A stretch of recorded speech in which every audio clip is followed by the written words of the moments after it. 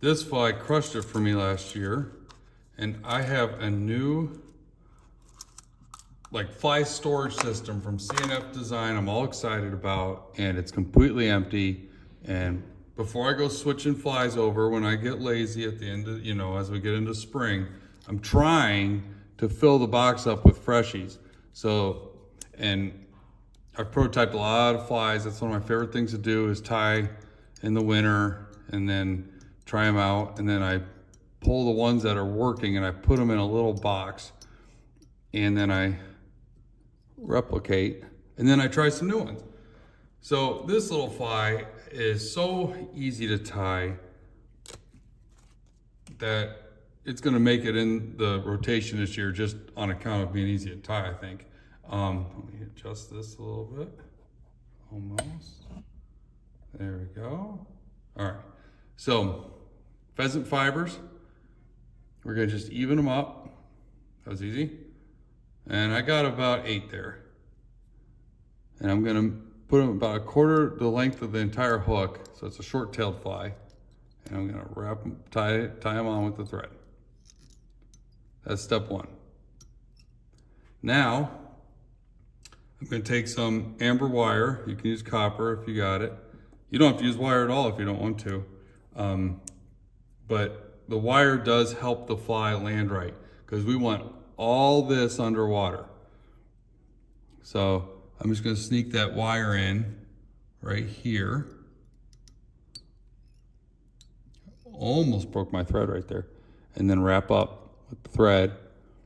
And this is kind of important because you got some clumpy stuff at the tail end of the fly, and the mayflies I know get thicker through the body towards the head. So that's what we're going to do with the thread right now. You could underdub this too if you wanted to get rid of this step. Underdubbing builds a body real quick. But again, the thread's going to sink, and we actually want this part of the fly to sink. So now I use a slight twist of the pheasant tail. Now look, if you're doing this step and you break a fiber, don't panic.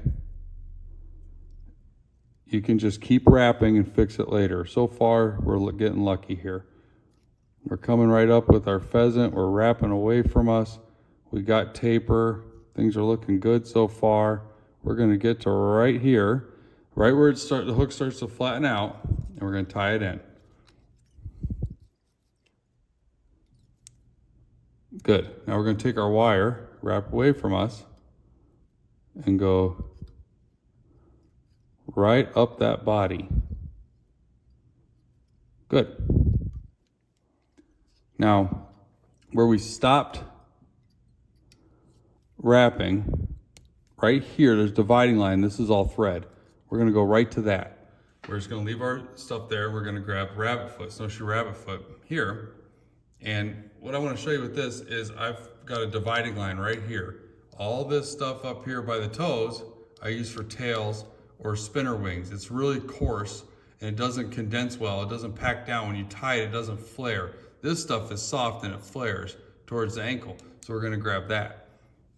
We're going to grab a pretty healthy clump of it actually. And I'll show you how we can trim it down if we need to at the end. We're going to snip it and pull it. And here's just a wad of mess right here, right here. Now, if you were to try to tie this in now, there's so many short fibers back here that you'd get a huge thread clump. So we're gonna get rid of them by holding the tips and going like that, and then switching hands and going like this. You can use a little brush too, but I mean, we got fingers. So I'm evening it out now just by pulling. It'll pull right out as you hold it. And then we're gonna pop this on top like so. So see how right at the hump of the body, just past the eye. That's what we're looking for, and that's what we got. So we're gonna put that on, couple wraps, and then flare, and then we're gonna cut it flat like that. Oops, missed some. There we go. And we're gonna stand this part up. This is somewhat redundant because we're gonna use dubbing to really stand it up, but I kind of want to see what it looks like. We want it to look more or less like a comparadun wing. get the little camera right here. There we go. All right. So I'll rotate a little bit. Good. Now, we're going to pull the wing forward again and come in behind it with some tan beaver dubbing. Beaver floats really well. Remember, the head of this fly, snowshoe rabbit floats really well, and beaver dubbing floats really well. So we're really trying to build up the floatability of the front of the fly because we know we don't have any in the back, and that's on purpose. The cool thing about rabbit versus like CDC, which you could also use for this fly and would work well, CDC floats like a cork, but it doesn't like gel floating, and it doesn't like dip floating, and rabbit does. All right, so it's a little clumsy there, Josh. I'm gonna just kind of thin it out. I just pull a little of that dubbing out. We don't want a big clump anywhere. And so as I get down to where it's clumped up, I'm just kind of teasing it down a little bit. Now we're gonna stand that up. And we're gonna pull, I got too much dubbing on there. I was just tying a different fly that had more dubbing, and you kind of get into it. Now this we can just twist flat, extend it out a bit, pull this up, get a couple more wraps here. Now we're looking good. There we go. Now we're gonna just kind of look at it. I can see it a little more three-dimensional than you can. But that's the whole thing right there. Whip finish it. Try not to snag those fibers.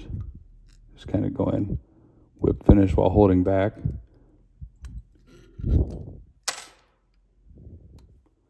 That is as simple as it gets. You can do this as a sulfur, a blooming olive, or a Hendrickson, probably as a brown drake too, or an ISO. So I guess that's pretty much all of them. Yeah, great fly. Excited for spring. Excited to fish this one again. It worked really well last year.